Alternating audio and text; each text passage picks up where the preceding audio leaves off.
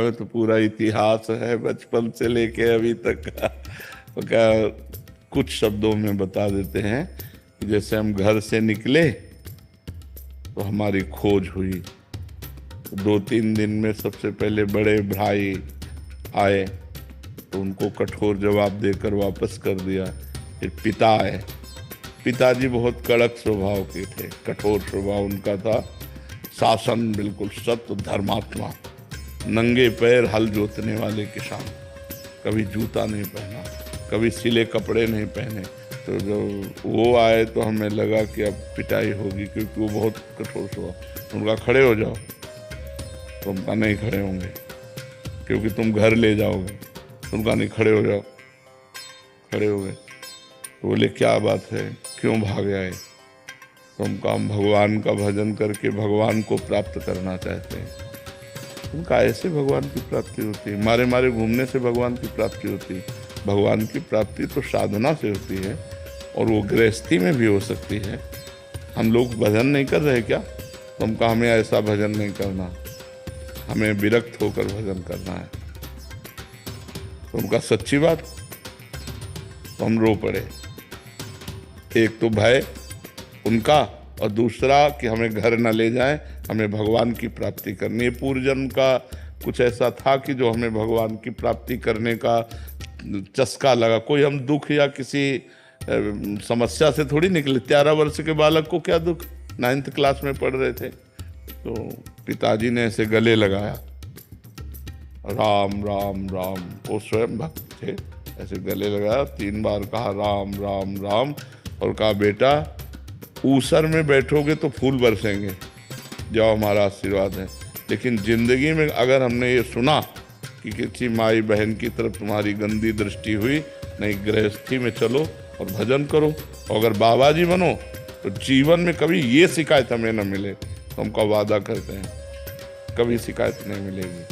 तो उनका चलो हमारे साथ। और उन्होंने पहले सदगुरुदेव भगवान जिन्होंने हमें वर्ण किया अपने शिष्य के रूप में, उनके पास ले गए। और सैमसी में रहते थे, एक पर्णकुटी बना कर रहते थे। तो मंदिर बना, आज भी मंदिर बना हुआ सैमसी में। गुरुजी से कहा, उनका देखा, बोले कैसे आना हुआ? बोले स्वामी जी ये लड़का कह रहा हम बाबा जी बनेंगे। तो उनका कोई बात नहीं, एक छोड़ दो, 1 हफ्ते में भाग के घर आ जाएगा या तो बाबा जी बन जाएगा। 1 हफ्ते भोजन न देना और आश्रम के सब काम करवाना और कठोर नियम, और दूसरे को पेड़ा बर्फी बांट रहे हैं, हम देख रहे हैं तो हमें ना देना। लेकिन हमारे मन में आया कि हमको भगवान की प्राप्ति करनी, हमको गुरुजी दे या ना दे।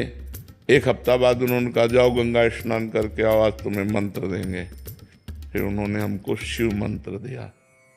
उसी शिव मंत्र के जप के और गुरुजी ने केवल हमको यही बताया कि बेटा जितना जपोगे उतना ही तुम्हारे अंदर ज्ञान प्राप्त होगा।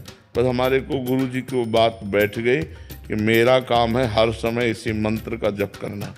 तो जब हम अपवित्र होते तो शाम सदाशिव जपते, और जब पवित्र होते तो गुरुजी ने जो मंत्र दिया था शिव भगवान का, वो मंत्र जपते। 2 साल में गुरुजी पधार गए, फिर अनाथ हो गए। क्योंकि परमार्थ का मार्ग चलना बड़ा कठिन है, कोई साथी तो चाहिए ना हमें बताने वाला। अभी 13 और 2 15 की आयु हुई तो एक संत आते थे सुखदेव आश्रम जी महाराज। उनसे हमने कहा महाराज जी हमारी जवानी और की तरफ कदम बढ़ रहे हैं और हमें हमारे गुरुजी अंतर ध्यान हो गए, हम चाहते हैं आप कृपा करें और मुझे आगे का मार्ग दें। फिर उन्होंने आगे का मार्ग महावाक्य और ये दिया। तो कुछ ही समय लगभग 6 वर्ष 7 वर्ष वहाँ रहे। इसके बाद गंगा का किनारा पकड़ लिया। घोर विरक्ति, 1 रुपया कभी जीवन में नहीं रखा, ना आज है हमारे पास, ना आज है और ना जीवन में रखा। जैसे जीवन में थे वैसे ही। अंतर बस ये हो गया, पहले एकांत रहते थे, अब समाज में रहते हैं। पहले भरण पोषण आकाश वृत्ति के द्वारा होता था, आज भी भरण पोषण आकाश वृत्ति के द्वारा ही होता है। किसी से मांगना नहीं, कोई यहाँ फीस नहीं, अपने आप जो आ जाए उसी से भरण पोषण सबका होता है। भगवान की कृपा से जब काशी पहुँचे तब लगा जीवन का यही स्थान है, आजीवन काशी वास करो। घाटों में वास करते थे, किसी आश्रम में नहीं। ऐसे करने का स्वभाव नहीं था। तो जो हमारे सामने आ जाता इसलिए कई कई दिन भूखे रहने पड़ते। वो सब कष्ट सहते हुए फिर काशी में ही हमको भगवान की प्रेरणा हुई। रास कैसा होगा वृंदावन, और वहीं से विधान बना। इतने में 20 वर्ष कम से कम व्यतीत हो गए होंगे, जितनी बात बता गए सारांश में बता।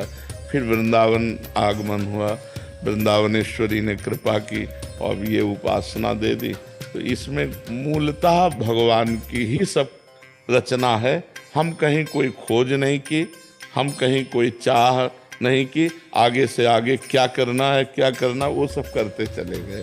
तो हमें लगता है यदि हम गुरु की शरण में हो जाएं और वो हमें जो मार्ग बताएं उसके अनुसार हम चले, तो आगे हमें जहाँ पहुँचना है वो आगे आगे सब व्यवस्था भगवान करते जाते हैं।